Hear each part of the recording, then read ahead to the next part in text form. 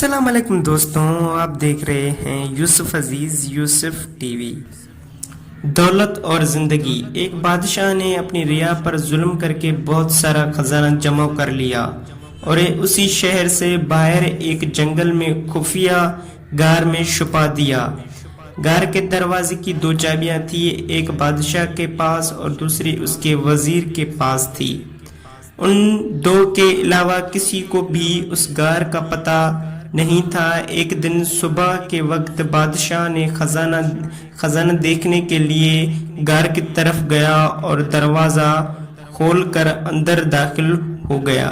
خزانہ کمروں میں چاول اور گندم کے انبار کی طرح بکھرے پڑے تھے، ہیرے اور جواہرات الماری میں سجے ہوئے تھے۔ بادشاہ اس خزانے کو دیکھ کر بہت خوش ہوا، لیکن آتے وقت بادشاہ غار کا دروازہ ہی بند کرنا بھول گیا۔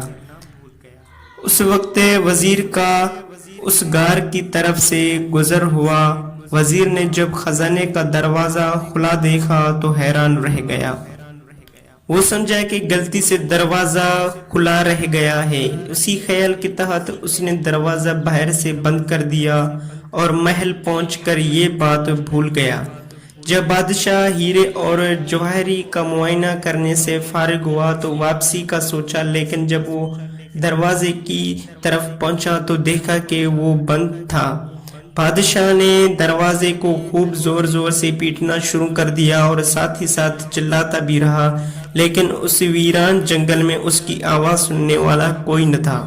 وہ واپس اپنے خزانے کی طرف گیا اور ان سے دل بہلانے کی کوشش کرنے لگا، لیکن بھوک اور پیاس کے ہاتھوں مجبور ہو کر وہ پھر دروازے کی طرف گیا اور اس نے چنانچہ چلانا شروع کر دیا اور پھر تھک ہار کر وہ واپس جگہ پر آ گیا۔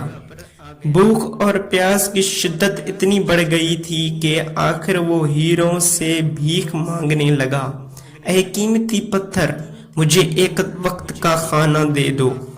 ایسے لگا جیسے وہ ہیرے اس کی سادگی پر زور زور سے ہنس رہے ہوں۔